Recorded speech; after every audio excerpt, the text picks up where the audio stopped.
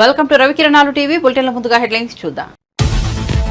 కూటమి శాసనసభాపక్ష నేతగా చంద్రబాబు ఏకగ్రీవ ఎన్నిక. సీఎం అభ్యర్థిగా చంద్రబాబు ప్రతిపాదించిన పవన్ కళ్యాణ్ ఏకగ్రీవ తీర్మానాన్ని గవర్నర్ కు పంపనున్న కూటమి నేతలు. బుధవారం ఉదయం 11:27 సీఎంగా చంద్రబాబు ప్రమాణ స్వీకారం.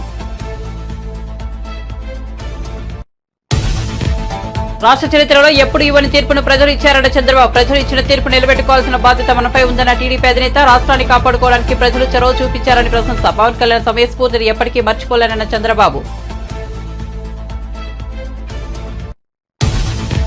ఛత్తీస్గఢ్ విద్యుత్ కొనుగోలు విషయంలో కేసీఆర్ కి నోటీసులు జారీ చేసిన కమిషన్. కేసీఆర్ కి నోటీసులు పంపిన జస్టిస్ ఎల్ నరసింహారెడ్డి. ఈ నెల 30వ తేదీ వరకు వివరణ ఇవ్వాలని ఆదేశాలు జారీ. జూలై 30 వరకు సమయం కోరిన బీఆర్ఎస్ అధినేత. అభివృద్ధిని సమిష్టిగా ముందుకు తీసుకెళ్లాలన్న పవన్ కళ్యాణ్. రాష్ట్ర ప్రజల కూటమికి అద్భుత మెజార్టీ ఇచ్చారన్న పవన్. 5 కోట్ల మంది ప్రజలు మన పాలనపై ఆశలు పెట్టుకున్నారని వివరణ. కక్ష సాధింపులు, వ్యక్తిగత దూషణలకు ఇది సమయం కాదని వ్యాఖ్య.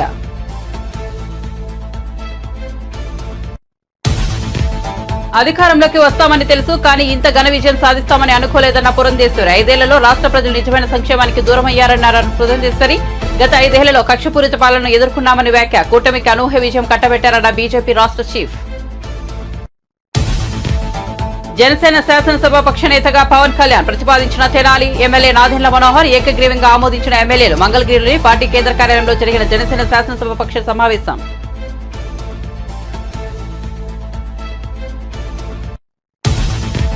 మంత్రి పొన్నం ప్రభాకర్ పై పాడి కౌశిక్ రెడ్డి తీవ్ర ఆరోపణలు. ఎన్టీపీసీ నుంచి పయూష్ రవాణా విషయంలో నిబంధనలు ఉల్లంఘిస్తున్నారన్న ఎమ్మెల్యే. ఈ వ్యవహారంలో మంత్రికి రోజుకి 50 లక్షలు ముడుతున్నాయని ఆరోపణ. తాను ర్యాలీలను పట్టుకుంటే 2 మాత్రమే సీజ్ చేసి మిగతా వాటిని వదిలేశారని వెల్లడి. ఏపీలో ఏఈపీ సెట్ విడుదల. గత నెల 16 నుంచి 23 వరకు ఈఏపీ సెట్ పరీక్షల నిర్వహణ. ఇంజనీరింగ్ విభాగంలో 1,95,092 మంది విద్యార్థుల అర్హత. అగ్రికల్చర్ విభాగంలో 70,352 మంది విద్యార్థుల ఉత్తీర్ణత. ఇక వార్త వివరాల్లోకి వెళ్తే, ఎన్డీఏ శాసనసభ పక్ష నేతగా ఎన్నుకునేందుకు టీడీపీ అధినేత చంద్రబాబు కూటమి పక్షాలకు ధన్యవాదాలు తెలిపారు. ఈ సందర్భంగా ఆయన మాట్లాడుతూ ఏపీ చరిత్రలో ఎప్పుడు ఇవ్వని తీర్పును ప్రజలు ఇచ్చారన్నారు. ఈ తీర్పును నిలబెట్టుకోవాల్సిన బాధ్యత తనపై ఉందని చెప్పారు. ఏపీని కాపాడుకోవడానికి ప్రజలు చొరవ చూపారని అన్నారు. 100% 3 పార్టీల నేతలు, కార్యకర్తలు సమిష్టిగా పనిచేశారన్నారు. ప్రజల మనోభావాల మేరకు కార్యకర్తలు పనిచేశారని కితాబిచ్చారు. 3 పార్టీల నేతలు, కార్యకర్తలకు మనస్ఫూర్తిగా ధన్యవాదాలు తెలిపారు. ప్రజల తీర్పుతో ఏపీ ప్రతిష్ట, గౌరవం పెరిగాయన్నారు. ఇక పవన్ కళ్యాణ్ సమయస్ఫూర్తిని ఎప్పటికీ మర్చిపోలేనన్నారు. తాను జైల్లో ఉన్నప్పుడు వచ్చి పరామర్శించడంతో పాటు టీడీపీ జనసేన పొత్తును ఖరారు చేశారు. రాష్ట్ర ప్రయోజనాల దృష్ట్యా టీడీపీ, జనసేన, బీజేపీ పొత్తు పెట్టుకున్నాయని తెలిపారు. అలాగే ఎన్నికల్లో ఎలాంటి పొరపచ్చాలు లేకుండా కలిసి పనిచేశామన్నారు. అందరిపైన ఉంటుంది. అయితే రాష్ట్రంలో ఉండే 5 కోట్ల ప్రజలందరికీ శిరస్సు వంచి పాదాభివందనం చేస్తున్న ఈ రాష్ట్రాన్ని కాపాడుకోవడానికి మీరు చూపించిన చొరవ కోసం అందరం కూడా ఒకటి క్యాంపెయిన్ చేశాం. రాష్ట్రం నిలబడాలి. ప్రజలు గెలిచారు. రాష్ట్రాన్ని నిలబెట్టే బాధ్యత ఇక్కడుండే శాసనసభ్యులపైన, మనందరిపైన ఉంది. ఈ విషయం మనం గుర్తుపెట్టుకోవాల్సిన అవసరం ఉంది. ఒక అరాచక పాలన, ఒక విధ్వంసకర పాలన. మామూలుగా ఇది చూస్తే ఈ కూటమి ఏర్పాటు చేసినప్పుడు కూడా నేను ఎప్పుడూ మర్చిపోలేను. ఇప్పుడే పురంధేశ్వరి గారు చెప్పారు, పవన్ కళ్యాణ్ గారు చెప్పారు. 3 పార్టీలు కూడా ఒక అత్యున్నతమైన ఆశయాల కోసం పార్టీలు పెట్టినప్పటికీ ఈరోజు కలయిక కూడా మీరు చూస్తే, ఈ కలయికని చాలా ఎన్నికలు చూశాను కానీ నా చరిత్రలో ఎన్నికలు అయిన తర్వాత కంప్లైంట్స్ ఉండేటివి. ఇక్కడ పలానోళ్ళు సరిగా పనిచేయలేదు, ఇక్కడ ఈ నాయకులు కోఆపరేట్ చేయలేదని. నేను చూసిన మొట్టమొదటి ఎన్నిక, ఈసారి ఎన్నికల్లో మాత్రం 100% 3 పార్టీల నాయకులు, కార్యకర్తలు సమిష్టిగా పనిచేశారు. దానికి కారణం మనం ఒకసారి అన్వేషిస్తే, ప్రజలు మనోభావాలకు అనుగుణంగా మన కార్యకర్తలు కూడా ప్రవర్తించే పరిస్థితికి వచ్చారు. రాష్ట్రంలో ఉండే ప్రతి ఒక్క కార్యకర్తని మూడు పార్టీల తరపున ఉండే ప్రతి ఒక్క కార్యకర్తని, నాయకుడిని మనస్ఫూర్తిగా అభినందిస్తున్నా, ధన్యవాదాలు తెలియజేస్తున్నా, కృతజ్ఞతలు తెలియజేస్తున్నా. మేము చాలా వేవ్స్ చూసాం. 94లో వన్ సైడ్ ఎన్నికలు జరిగాయి. అప్పుడు కూడా ఇన్ని సీట్లు రాలా, ఇన్ని ఓట్లు రాలా. ఈరోజు మనం చూస్తే 175 సీట్లకు గాను 164 సీట్లు గెలిచాం. అంటే 11 సీట్లే ఓడిపోయాం. అంటే స్ట్రైకింగ్ రేట్ 93%. అంటే మామూలుగా 93% రావడం అనేది దేశ చరిత్రలోనే అరుదైన అనుభవం ఇది. అలాంటి అనుభవం ఇక్కడ చూపించారు. ఓటింగ్ కూడా 57% ఓట్లు వేశారు మనకు. విజయవాడ ఏ కన్వెన్షన్ లో టీడీపీ, జనసేన, బీజేపీ కూటమి శాసనసభాపక్ష సమావేశం ప్రారంభమైంది. కూటమి తరపున గెలిచిన ఎమ్మెల్యేలు ఈ సమావేశానికి హాజరయ్యారు. చంద్రబాబును శాసనసభాపక్ష నేతగా ఎన్నుకున్నారు. చంద్రబాబును ముఖ్యమంత్రి అభ్యర్థిగా పవన్ ప్రతిపాదించారు. ఈ ఏకగ్రీవ తీర్మానాన్ని కూటమి నేతలు గవర్నర్ కు పంపనున్నారు. ప్రభుత్వ ఏర్పాటుకు కూటమికి గవర్నర్ ఆహ్వానం పలకనున్నారు. కాగా బుధవారం ఉదయం 11:27 సీఎంగా చంద్రబాబు ప్రమాణ స్వీకారం చేస్తారు. ఇక తనను ఎన్డీఏ శాసనసభాపక్ష నేతగా ఎన్నుకునేందుకు టీడీపీ అధినేత ధన్యవాదాలు తెలిపారు. మళ్ళీ వచ్చి రాజకీయం చేసిన వ్యక్తి. ఈ రోజున సైబరాబాద్ ఉంది అంటే చంద్రబాబు నాయుడు గారి పలుగు ఆంధ్రప్రదేశ్కి కూటమి తరపు నుంచి ముఖ్యమంత్రి అభ్యర్థిగా శ్రీ నారా చంద్రబాబు నాయుడు గారి పేరుని జనసేన పార్టీ పక్షాన నుంచి మేము బలపరుస్తున్నాం.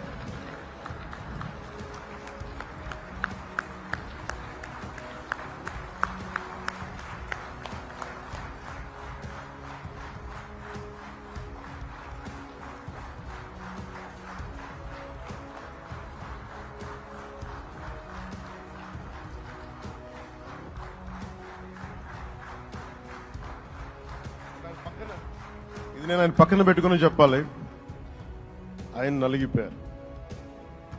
నలిగిపోయారు. జైల్లో చూశాను ఆయన.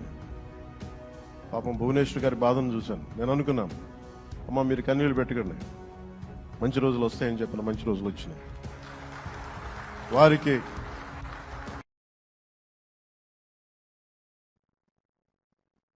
యాదాద్రి, భద్రాద్రి థర్మల్ విద్యుత్ కేంద్రాల నిర్మాణంతో పాటు ఛత్తీస్గఢ్ విద్యుత్ కొనుగోలు ఒప్పందాలపై నిర్ణయాల్లో భాగస్వాములైన ప్రస్తుత మాజీ అధికారులను జస్టిస్ ఎల్ నరసింహారెడ్డి కమిషన్ గత కొద్ది రోజులుగా విచారిస్తోంది. దీనిలో భాగంగా ఛత్తీస్గఢ్ విద్యుత్ కొనుగోలు ఒప్పందంలో తాజాగా మాజీ సీఎం కేసీఆర్ కి నోటీసులు జారీ అయ్యాయి. కేసీఆర్ కి జస్టిస్ ఎల్ నరసింహారెడ్డి నోటీసులు పంపారు. విద్యుత్ కొనుగోలు ఒప్పందంలో కేసీఆర్ పాత్రపై కమిషన్ వివరణ కోరితే ఈ నెల 30వ తేదీలోపు వివరణ ఇవ్వాలని ఆదేశాలు జారీ చేసింది. కాగా కేసీఆర్ జూలై 30 వరకు సమయం కోరడం జరిగింది. ఇక ఇప్పటికే అసెంబ్లీ, లోక్సభ ఎన్నికల్లో పరాజయంతో సతమతమవుతున్న బీఆర్ఎస్ అధినేతకు ఇప్పుడు ఈ నోటీసులు జారీ కావడంతో గట్టి షాక్ అని చెప్పాలి.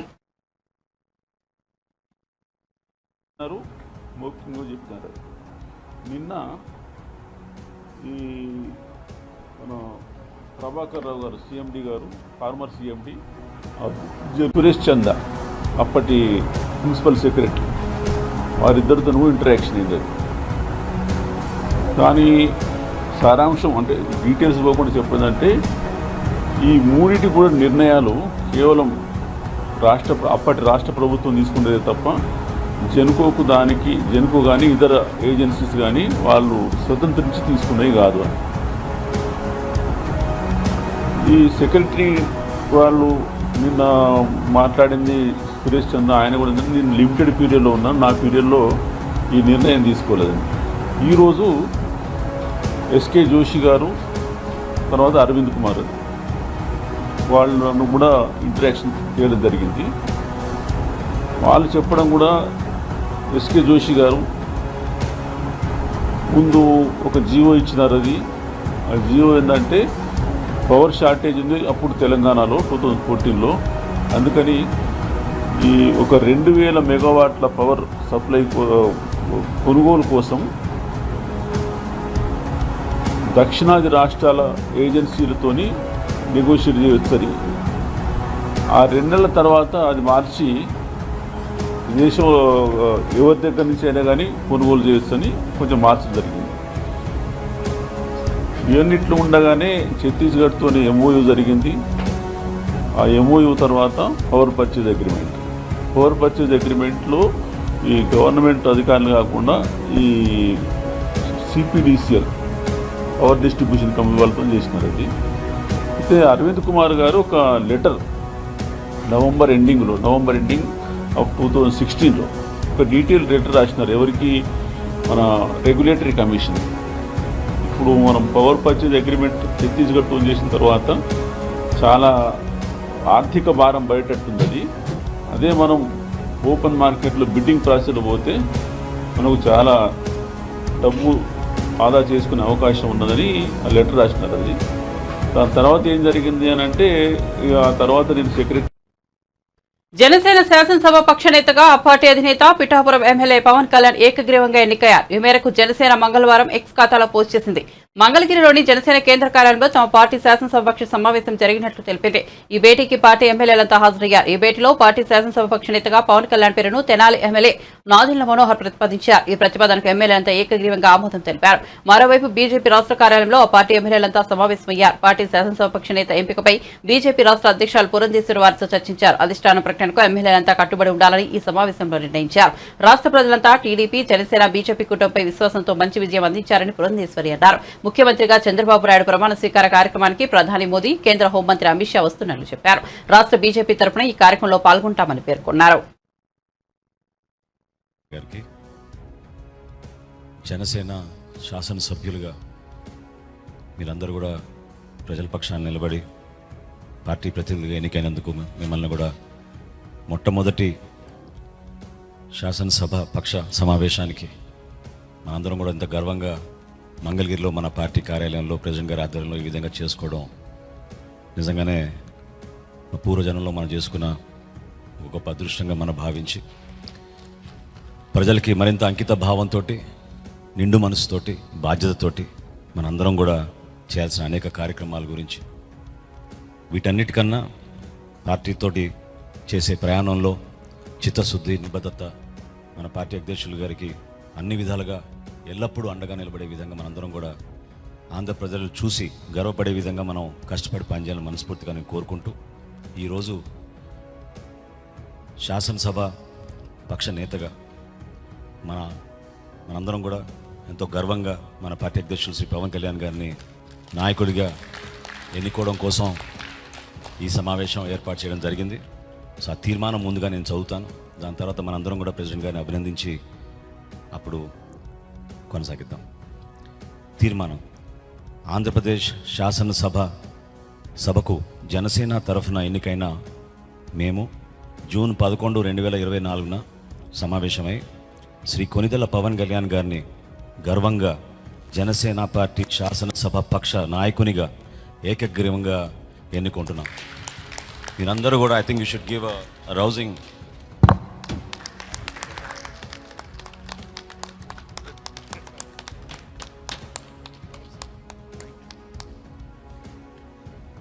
ఈ కాన్స్టిట్యూషనల్ ఫార్మాలిటీ పూర్తయింది కాబట్టి ఇప్పుడు మన పార్టీ అధ్యక్షులు, అదేవిధంగా మన శాసనసభ పక్ష నేత, మన పార్టీ అధ్యక్షులు శ్రీ పవన్ కళ్యాణ్ గారిని మాట్లాడమని రిక్వెస్ట్ చేస్తాం. ఇప్పుడు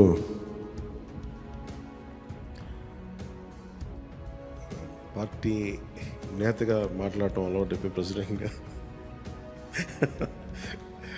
మన శాసనసభ పక్ష నాయకుడిగా మాట్లాడాలంటే కొత్తగా ఉంది. ఇప్పుడు గొడవలు పెట్టుకోవడం, మాట్లాడటం, సమస్యలు తీసుకురావడం. బట్ మీ అందరికీ అపూర్వమైన మెజారిటీలతోటి ఘన విజయం సాధించిన మీ అందరికీ, ప్రతి ఒక్కరికి పేరు పేరున నా హృదయపూర్వక అభినందనలు, ధన్యవాదాలు. ఈ సందర్భంలో I want to share few things.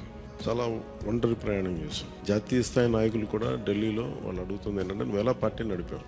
Party నడపడం మాకు తెలుసు కదా, అధికారం ఒక గుర్తింపు ఉన్న జాతీయ స్థాయి పార్టీలో ఉండి అసలు అధికారం లేకపోతే ఎంత కష్టమో మాకు తెలుసు. అలాంటిది మీరు not even recognised party, just registered party, మీరు ఎలా సస్టైన్ చేశారు ఇంతకాలం? వాళ్ళకి నేను ఒకటే చెప్పాను, మేమంటే ప్రేమించే జన సైనికులు, వీరు మహిళలు, జనసేన మద్దతుదారులు, వారి వల్ల మేము బలంగా నిలబడగలిగాం.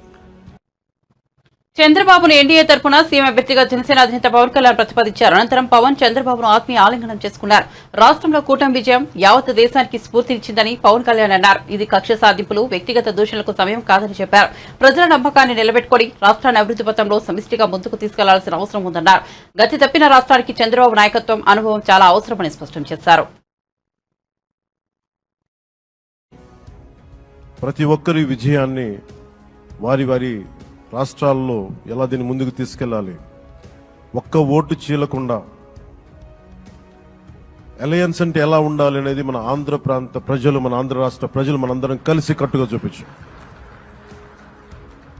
2021 మార్చి 14 ఇప్పటం సభలో నేను ఒకటే తెలియజేసుకున్నాను, ఆ ప్రభుత్వ వ్యతిరేక ఓటుని చీలనివ్వను. ఆ మాట మీద ఉన్నాం, ఆ మాట మీద నిలబడ్డాం, ఒడిదుడుకులు ఎదుర్కొన్నాం, తగ్గాం, కానీ నిలబడ్డాం, ప్రజల నమ్మకాన్ని పెంచాం. అద్భుతమైన మెజారిటీతో ఈ రోజున మనం ప్రభుత్వాన్ని స్థాపిస్తున్నాం. చాలా మాటలు ఇచ్చాం. పొద్దున కూడా జనసేన లెజిస్లేటివ్ పార్టీ మీటింగ్లో నాయకుడిగా ఎన్నుకున్న సందర్భంలో మాట్లాడుతూ మనం చాలా మాటలు ఇచ్చాం. ఇది కక్ష సాధింపులకి సమయం కాదు, ఇది వ్యక్తిగత దూషణలకు సమయం కాదు. ఇది 5 కోట్ల మంది పైగా ప్రజలు మన మీద నమ్మకాన్ని పెట్టుకున్నారు. మన మీద మనందరం ఉమ్మడిగా, మనందరం సమిష్టిగా ఆంధ్రప్రదేశ్ ప్రజలు ఏ అభివృద్ధి అయితే కోరుకుంటున్నారో మనందరం సమిష్టిగా దీన్ని ముందుకు తీసుకెళ్లాలి, అభివృద్ధి పథంలో నడిపించాలి. విద్య, వైద్యం, ఉపాధి, సాగునీరు, తాగునీరు, లా అండ్ ఆర్డర్, ఇవన్నీ చెప్పొచ్చాం. మనం బలంగా నిలబడతామని. అలాగే మేనిఫెస్టోలో, ఉమ్మడి మేనిఫెస్టోలో చాలా మాటలు ఇచ్చాం. వాటన్నిటినీ బాధ్యతగా ముందుకు తీసుకెళ్లాల్సిన అవసరం ఉంది. ఇలాంటి ఛాలెంజింగ్ టైమ్స్లో ఒక సుదీర్ఘమైన అనుభవం ఉన్న నాయకులు కావాలి. 4 దశాబ్దాల అనుభవం, అభివృద్ధి మీద అపారమైన అవగాహన, పెట్టుబడులు తెచ్చే సమర్థత, ప్రతిభ, విదేశాల్లో ఉండే నాయకుల్ని మలేషియా దగ్గర నుంచి, సింగపూర్ దగ్గర నుంచి, యూరోప్ దగ్గర, అమెరికా నుంచి ఆ దేశాల అధ్యక్షుల్ని తెలుగు రాష్ట్రాల వైపు దృష్టి మళ్లించేంత శక్తి సమర్థత ఉన్న శ్రీ నారా చంద్రబాబు నాయుడు గారికి ఆయన నాయకత్వం చాలా అవసరం, ఆయన అనుభవం చాలా అవసరం. అలాంటి అపారమైన అనుభవం ఉన్న వ్యక్తిని, అనుభవం ఒకటే కాదు, ధైర్యశాలి. ఈ రోజుకి నాకు ఒకటే గుర్తుంటుంది, మన తాడేపల్లిగూడెం సభలో చెప్పారు, ఆంధ్రప్రదేశ్ లో టీడీపీ, జనసేన, బీజేపీ కూటమిగా ఏర్పడిన క్షణంలోనే విజయంపై అందరికీ నమ్మకం ఏర్పడిందని బీజేపీ ఏపీ చీఫ్ పురంధేశ్వరి అన్నారు. అయితే ఇంత ఘన విజయాన్ని మాత్రం ఊహించలేదని చెప్పుకొచ్చారు. కూటమికి ఇది అనూహ్య విజయమని చెప్పారు. ఈ మేరకు మంగళవారం జరిగిన ఎన్డీఏ శాసనసభ సభాపక్ష సమావేశంలో పురంధేశ్వరి మాట్లాడారు. 5 ఏళ్ల జగన్ పాలనలో ఆంధ్రప్రదేశ్ ప్రజలు నిజమైన సంక్షేమానికి దూరమయ్యారని చెప్పారు. అభివృద్ధి అనే పదానికి అర్థం లేకుండా పోయిందన్నారు. ప్రజా వ్యతిరేకత పాలనను అంతమొందించాలని నిర్ణయించుకున్న ప్రజలు కూటమికి అనూహ్య విజయాన్ని కట్టబెట్టారని, ఇందుకు వారికి సభాముఖంగా కృతజ్ఞతలు తెలియజేసుకుంటున్నానని పురంధేశ్వరి చెప్పారు. చంద్రబాబు యుక్తి, నరేంద్ర మోదీ స్ఫూర్తి, పవన్ కళ్యాణ్ శక్తి, ఈ మూడింటి కలయికే ఇవాళ రాష్ట్ర ప్రజల ముందుకు కూటమి రూపంలో వచ్చిందని చెప్పారు. ప్రజా సంక్షేమంపైనే దృష్టి పెట్టి రాష్ట్ర అభివృద్ధి లక్ష్యంగా పాలన కొనసాగాలని ఆకాంక్షించారు. భారతదేశానికి కూడా ఇది ఒక ప్రజలచే ఎన్నుకోబడినటువంటి మీ అందరికీ పేరు పేరున ముందుగా నా నమస్కారాలు నేను తెలియజేస్తున్నాను. అనూహ్యమైనటువంటి విజయాన్ని మనం సాధించడం జరిగింది. పవన్ కళ్యాణ్ గారు మాట్లాడుతున్నటువంటి సందర్భంలో తెలియజేశారు. ఏ విధంగా ఢిల్లీలో మేము కూర్చున్నటువంటి సందర్భంలో ఆంధ్ర రాష్ట్రంలో జరిగినటువంటి ఎన్నిక జరిగిన తీరు మాత్రమే కాదు, 3 పార్టీల మధ్య ఏర్పడినటువంటి సమన్వయం ఒక రకంగా యావత్ భారతదేశానికి కూడా ఇది ఒక ఎగ్జాంపుల్ గా నిలవాలి అని చెప్పి ఢిల్లీలో మాట్లాడుకున్నటువంటి మాట. అటువంటి సందర్భంలో కేవలం ఇక్కడ ఉన్నటువంటి నాయకులకి మాత్రమే కాకుండా ఈ 3 పార్టీలకి సంబంధించినటువంటి ప్రతి కార్యకర్తకి పేరు పేరున నేను శిరస్సు వంచి నా నమస్కారాలు తెలియజేస్తున్నాను. అదేవిధంగా తెలుగు ప్రజలు గడిచిన 5 సంవత్సరాల కాలంలో వారు ఎదుర్కొన్నటువంటి సమస్యలు, ఒక విధ్వంసకర పాలన, విద్వేషపూరిత పాలన, కక్షపూరితమైనటువంటి పాలన ఎదుర్కొన్నటువంటి సందర్భంలో అభివృద్ధి అన్న పదానికి అసలు అర్థం లేకుండా పోయినటువంటి నేపథ్యంలో సంక్షేమం, నిజమైనటువంటి సంక్షేమం అన్నది ప్రజలు దూరమైనటువంటి సందర్భంలో విసిగి వేసారిపోయినటువంటి ప్రజలందరూ కూడా మనం ఊహించలేదు. ఇంతటి ఘనమైన విజయం మనం సాధించగలమని చెప్పి మనం ఊహించలేదు. ఖచ్చితంగా అధికారంలోకి వస్తాము అనేటువంటి భావన ప్రతి ఒక్కరిలో ఉన్నప్పటికీ, ప్రతి నాయకుడికి వచ్చినటువంటి మెజారిటీని ఒక్కసారి మనం చూసినట్లయితే ప్రజలు ఒక కసితోటి ఎట్లాగైనా సరే ఈ యొక్క ప్రజా వ్యతిరేక పాలనకి అంతం పొందించాలి, జగన్మోహన్ రెడ్డి అనేటువంటి ఒక రాక్షసుడు ఎవరైతే పరిపాలిస్తున్నారో ఇంటికి పంపించాలి అనేటువంటి భావన ఏదైతే వారి మనసులో కరుడుగట్టి ఉన్నదో అది వారు బయటికి చెప్పకనే వారు ఓటు మాధ్యమంగా తెలిపినటువంటి నేపథ్యంలో వారందరికీ కూడా, తెలుగు ప్రజలందరికీ కూడా నా ధన్యవాదాలు నేను తెలియజేస్తున్నాను. ఒక పక్క అనూహ్యమైనటువంటి విజయం అని చెప్పి మనం అందరం చాలా సంతోషపడినప్పటికీ, రెండవ పక్కన మనం ఈ విజయం నుండి నేర్చుకోవాల్సినటువంటి పాఠాలు కూడా ఉన్నాయి అని చెప్పి గ్రహించవలసినటువంటి అవసరం ఉన్నది అని చెప్పి గట్టిగా విశ్వసిస్తున్నాను నేను.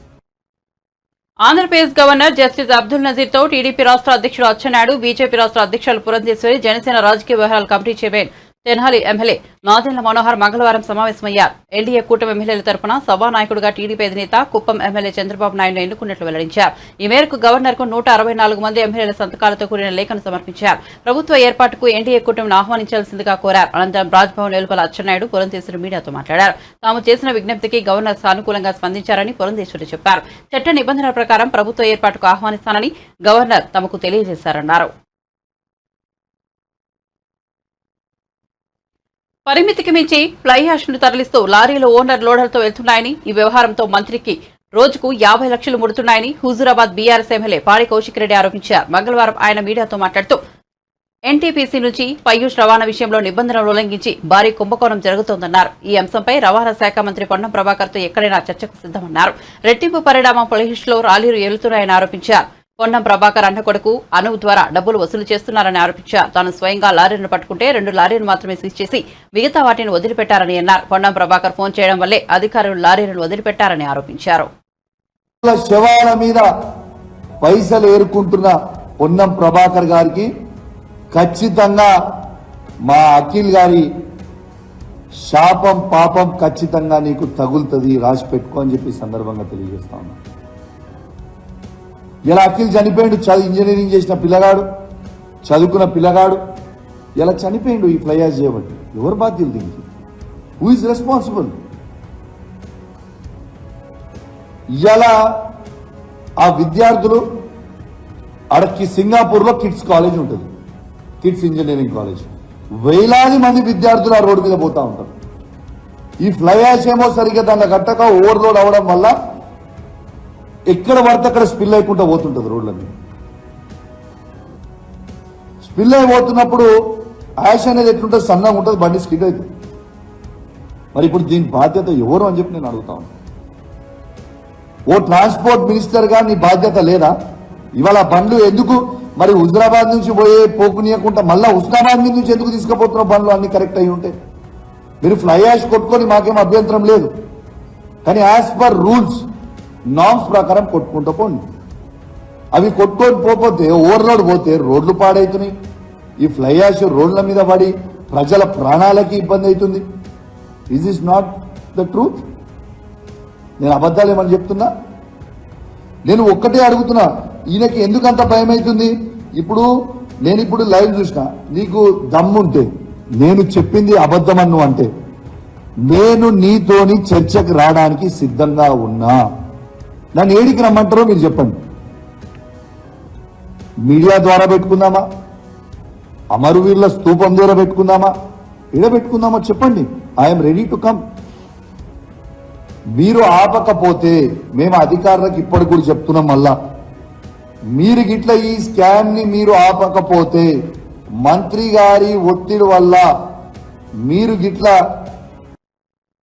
ప్రధాని నరేంద్ర మోదీ ఎంతో నమ్మకంతో పౌర విమానయాన శాఖను తనకు అప్పగించారని, ఆయనకు ఇది ప్రెస్టేజ్ మినిస్ట్రీ అని తనకు చెప్పారని కేంద్ర మంత్రి టీడీపీ నేత రామ్మోహన్ నాయుడు అన్నారు. మంగళవారం ఆయన మీడియాతో మాట్లాడుతూ భారత రెప్యుటేషన్, మోదీ రెప్యుటేషన్ ను అంతర్జాతీయ స్థాయిలోనే చేతిలో పెడతారని ప్రధాని మోదీ తనతో అన్నారని గుర్తు చేసుకున్నారు. దేశ ప్రజలకు సేవలు అందించాలని సూచించారన్నారు. కేబినెట్ భేటీ తర్వాత ప్రధాని మోదీ తనతో మాట్లాడినట్టు చెప్పారు. ఇది తనకు చాలా పెద్ద బాధ్యత అని, వయసుకు మించినదని అన్నారు. ప్రధాని మోదీ చంద్రబాబు, పవన్ కళ్యాణ్ సహకారం తీసుకుని ముందుకు సాగుతానని చెప్పారు. ఇది వరకు సివిల్ ఏవియన్స్ మినిస్టర్ గా పనిచేసిన జ్యోతిరాదిత్య సింధియాను కూడా కలిసి సలహాలు, సూచనలు తీసుకుంటారన్నారు. త్వరలో బాధ్యతలు చేపట్టి సివిల్ ఏవియేషన్ కు సంబంధించి దేశానికి, రాష్ట్రానికి ఒక విజన్ తయారు చేసి ముందుకు సాగుతామన్నారు. తిరుపతి, విజయవాడ సహా ఏపీలో ఉన్న విమానాశ్రయంలో ఇన్ఫ్రాను అభివృద్ధి చేస్తామన్నారు. అలాగే ఈరోజు రాష్ట్రానికి ఉన్న కష్టాలు ఇవన్నీ కూడా తీర్చడానికే ఈ బాధ్యతని వినియోగిస్తాం. సివిల్ ఏవియేషన్ మినిస్టర్గా నిన్న ప్రకటించిన తర్వాత ఆంధ్రప్రదేశ్ రాష్ట్ర ప్రజలకి, మా శ్రీకాకుళం జిల్లా ప్రజలకి అందరికీ కూడా మరొకసారి నా ధన్యవాదాలు తెలియజేసుకుంటున్నాను. ఎందుకనంటే ఈరోజు ఎంపీగా గెలిపించి ఈ యొక్క స్థానంలో కూర్చొని పెట్టినటువంటిది మా శ్రీకాకుళం జిల్లా ప్రజలు కాబట్టి మొట్టమొదటిగా వాళ్ళకి ధన్యవాదాలు. అలాగే ఎంతో పెద్ద బాధ్యత సివిల్ ఏవియేషన్ మినిస్ట్రీ అనంటే దేశంలోనే ఒక అతిపెద్ద మినిస్ట్రీలో ఒకటి, చాలా స్కోప్, చాలా పొటెన్షియల్ ఉన్నటువంటి మినిస్ట్రీ. అలాంటి మినిస్ట్రీ అత్యంత చిన్న వయసులో ఉన్నటువంటి కేబినెట్ మంత్రిగా నా మీద మోదీ గారు పెట్టినందుకు ఆయనకు కూడా నా ధన్యవాదాలు తెలియజేసుకుంటున్నాను. మరి అలాగే మా నాయకులు చంద్రబాబు నాయుడు గారు, లోకేష్ అన్న గారు, పవన్ కళ్యాణ్ గారు, మరి మా అమ్మగారు, మరి మా సతీమణి, మా బాబాయ్ అచ్చెన్నాయుడు గారు, ఇలా చెప్పడానికి చాలామంది ఉన్నారు. ఎందుకనంటే ఈ స్థానం చిన్న స్థానం కాదు. భారతదేశంలో ఒక కేంద్ర మంత్రిగా ఈరోజు మనం ఉన్నామనంటే ఆ స్థానం కల్పించడానికి కొన్ని లక్షల మంది, వేలాది మంది ఈరోజు దానికి సహాయ సహకారాలు అందించారు. వాళ్ళందరికీ కూడా నా ధన్యవాదాలు తెలియజేసుకుంటూ, అలాగే ముఖ్యంగా నేను తలుచుకోవాల్సినటువంటిది మా తండ్రి ఎర్రనాయుడు గారు. ఆయనకి కూడా ఎప్పుడు కూడా నిరంతరం ఆయన ఆశీస్సులు నాకు అందిస్తూనే ఉన్నారు. ఆయన ఒక మంచి ఫౌండేషన్ వేసి నాకు రాజకీయంగా ముందుకు నడవడానికి ఒక బలమైనటువంటి మార్గాన్ని నా ముందు ఉంచారు. కాబట్టి మరి ఎర్రనాయుడు గారు పైనుండి నాకు ఎప్పుడు కూడా ఆశీర్వదిస్తున్నందుకు మా నాన్నగారికి కూడా మరొకసారి నేను స్మరించుకుంటున్నాను. ఆయన ఆత్మకి శాంతి కలగాలని కోరుకుంటున్నాను. మరి ఇచ్చినటువంటి ఈ సివిల్ ఏవియేషన్ పదవి ఏదైతే ఉందో రాష్ట్రానికి 100% న్యాయం చేయడంలో ఎక్కడ ఏ కోణాన్ని కూడా విడిచిపెట్టకుండా కష్టపడడానికి నేను సిద్ధంగా ఉన్నాను. సివిల్ ఏవియేషన్ మినిస్ట్రీ ద్వారా ఆంధ్రప్రదేశ్ డెవలప్మెంట్కి అద్భుతంగా మనం చేయొచ్చు. ఎయిర్పోర్ట్స్ డెవలప్మెంట్లో కానీ, జాబ్ క్రియేషన్లో కానీ, ఇన్ఫ్రాస్ట్రక్చర్ క్రియేషన్లో కానీ, ఇలా చాలా ఆస్పెక్ట్స్లో సివిల్ ఏవియేషన్ మన రాష్ట్రానికి సంబంధించి చాలా అద్భుతమైనటువంటి అవకాశాలు ఉన్నాయి. అన్నిటికంటే ముందు టాప్ ప్రయారిటీగా మనం తీసుకుంటే భోగాపురం ఎయిర్పోర్ట్, దాన్ని జెట్ స్పీడ్లో కంప్లీట్ చేసి దానికి అక్కడ ఇన్ఫ్రాస్ట్రక్చర్ అంతా కూడా పూర్తి చేసి ఇమీడియట్గా ఒక ఫ్లైట్ ల్యాండింగ్ అయ్యే విధంగా ఒక పక్కా ప్లానింగ్తో ఒక మిషన్ మోడ్ మీద, వార్ ఫుటింగ్ మీద భోగాపురం ఎయిర్పోర్ట్ని మేము కంప్లీట్ చేసి ఉత్తరాంధ్రకే ఒక ప్రధాన హబ్గా ఆ ఎయిర్పోర్ట్ని మేము తయారు చేయబోతున్నామని కూడా నేను ముందుగా హామీ ఇస్తున్నాను. చంద్రబాబు నాయుడు గారి తాలూకా గైడెన్స్లో ఈ మినిస్ట్రీని ఆంధ్రప్రదేశ్ రాష్ట్రానికి ఏ రకంగా కార్యక్రమాలు చేయాలన్నది ఆయన ఆలోచనలు కూడా, గైడెన్స్ని కూడా తీసుకొని ముందుకు నడుస్తాం. అలాగే నా వ్యక్తిగతంగా కూడా ఈరోజు చిన్న వయసులో ఒక మినిస్ట్రీ నా భుజాల మీద పెట్టడం జరిగింది కాబట్టి దేశ ప్రజలకు కూడా ఒక మెసేజ్ మనం అందించాలి, ఒక మార్క్ మనం ఇవ్వాలి. యంగ్స్టర్స్ కూడా ఏదైనా ఇస్తే అది సాధించగలరు, యంగ్స్టర్స్లో ఆ ప్రతిభ ఉంది, ఆ టాలెంట్ ఉందనేది దేశ ప్రజలకు కూడా ఒక మంచి మెసేజ్ ఇచ్చే విధంగా సివిల్ ఏవియేషన్లో ఒక మంచి మార్క్ వదిలే విధంగా మరి భవిష్యత్తులో కృషి చేయాలన్నటువంటి ఆలోచనతో నేను ఉన్నాను. అందులో గడ్కరీ గారు నాకు ఇన్స్పిరేషను. రోడ్స్ అండ్ ట్రాన్స్పోర్ట్ ఇచ్చిన తర్వాత అద్భుతాలు సృష్టించారు హైవేస్లో. గడ్కరీ అంటే రోడ్స్, రోడ్స్ అంటే గడ్కరీ అనే స్థాయిలో ఈరోజు దేశంలో ఆయన మంత్రిత్వాన్ని ముందుకు నడిపిస్తున్నారు. మళ్ళీ దానికి ఆ మంత్రికి ఆయనే ఈరోజు బాధ్యతలు వహిస్తున్నారు. సో రేపు భవిష్యత్తులో సివిల్ ఏవియేషన్కి సంబంధించి ఏదైనా డిస్కషన్ వస్తే రామ్మోహన్ నాయుడు ఉన్నప్పుడు ఈ రకంగా బ్రహ్మాండంగా ఈ కార్యక్రమాలు జరిగాయన్న మార్కుని తీసుకొని రావడానికి మాత్రం ఖచ్చితంగా నా వ్యక్తిగతమైనటువంటి ప్రయత్నం కూడా ఉంటుంది. ఇంకో 2 రోజుల్లో రేపు చంద్రబాబు నాయుడు గారి తాలూకా స్వేరింగ్ ఇన్ సెరమనీ మన అమరావతిలో మనం పెట్టుకున్నాం. అది అయిన వెంటనే మళ్ళీ ఇక్కడ ఛార్జ్ తీసుకొని మినిస్ట్రీకి రివ్యూ మీటింగ్స్ అన్నీ కూడా పెట్టుకొని ఒక విజన్ని తయారు చేసి దేశానికి అలాగే మన రాష్ట్రానికి ఈ సివిల్ ఏవియేషన్కి సంబంధించి ఒక విజన్ తయారు చేసుకొని ముందుకు నడుస్తున్నాం. మరి గతంలో ఈ మినిస్ట్రీని హ్యాండిల్ చేసినటువంటి జ్యోతిరాదిత్య సింధియా గారు, ఆయనతో కూడా నేను వెళ్ళి కూర్చుంటాను. ఆయన కూడా ఆంధ్రప్రదేశ్లో ఇంజనీరింగ్, వ్యవసాయ, ఫార్మసీ కోర్సులో ప్రవేశానికి నిర్వహించే ఈఏపీ సెట్ ఫలితాలను కొద్దిసేపటి క్రితం అధికారులు విడుదల చేశారు. ఈ పరీక్షకు 3.62 లక్షల మంది విద్యార్థులు దరఖాస్తు చేసుకోగా 3.39 లక్షల మంది విద్యార్థులకు హాజరయ్యారు. ఈఏపీ సెట్ లో ఇంటర్ మార్కులకు 25% వెయిటేజ్ ఇచ్చి ర్యాంకులను విడుదల చేశారు. గత నెల 16 నుంచి 23 వరకు ప్రభుత్వం ఈఏపీ సెట్ పరీక్షలు నిర్వహించింది.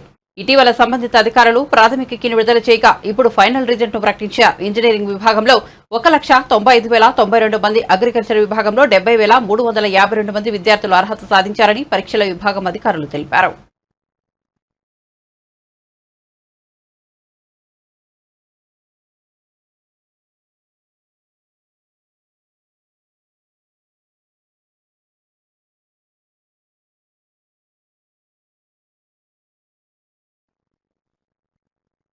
బులెటిన్ ముగించే ముందు హెడ్లైన్స్ మరోసారి చూద్దాం. కూటమి శాసనసభాపక్ష నేతగా చంద్రబాబు ఏకగ్రీవ ఎన్నిక. సీఎం అభ్యర్థిగా చంద్రబాబు ప్రతిపాదించిన పవన్ కళ్యాణ్ ఏకగ్రీవ తీర్మానాన్ని గవర్నర్ కు పంపనున్న కూటమి నేతలు. బుధవారం ఉదయం 11:27 సీఎంగా చంద్రబాబు ప్రమాణ స్వీకారం.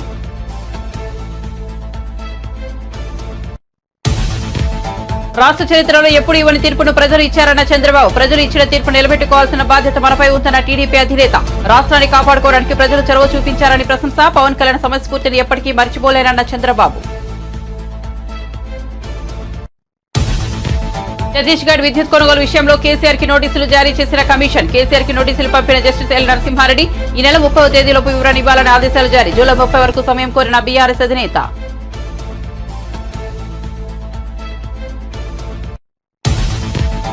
అభివృద్ధిని సమిష్టిగా ముందుకు తీసుకెళ్లాలన్న పవన్ కళ్యాణ్. రాష్ట్ర ప్రజలు కూటమికి అద్భుత మెజారిటీ ఇచ్చారన్న పవన్. 5 కోట్ల మంది ప్రజలు మన పాలనపై ఆశలు పెట్టుకున్నారని వివరణ.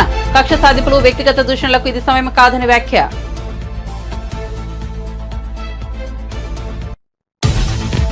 అధికారంలోకి వస్తామని తెలుసు, కానీ ఇంత ఘన విజయం సాధిస్తామని అనుకోలేదన్న పురంధేశ్వరి. 5 ఏళ్లలో రాష్ట్ర ప్రజలు నిజమైన సంక్షేమానికి దూరం అయ్యారన్న పురంధేశ్వరి. గత 5 ఏళ్లలో కక్షపూరిత పాలనను ఎదుర్కొన్నామని వ్యాఖ్య. కూటమికి అనూహ్య విజయం కట్టబెట్టారన్న బీజేపీ రాష్ట్ర చీఫ్. జనసేన శాసనసభాపక్ష నేతగా పవన్ కళ్యాణ్ ప్రతిపాదించిన తెనాలి ఎమ్మెల్యే నాదెళ్ల మనోహర్ ఏకగ్రీవంగా ఆమోదించిన ఎమ్మెల్యేలు. మంగళగిరిలోని పార్టీ కేంద్ర కార్యాలయంలో జరిగిన జనసేన శాసనసభాపక్ష సమావేశం.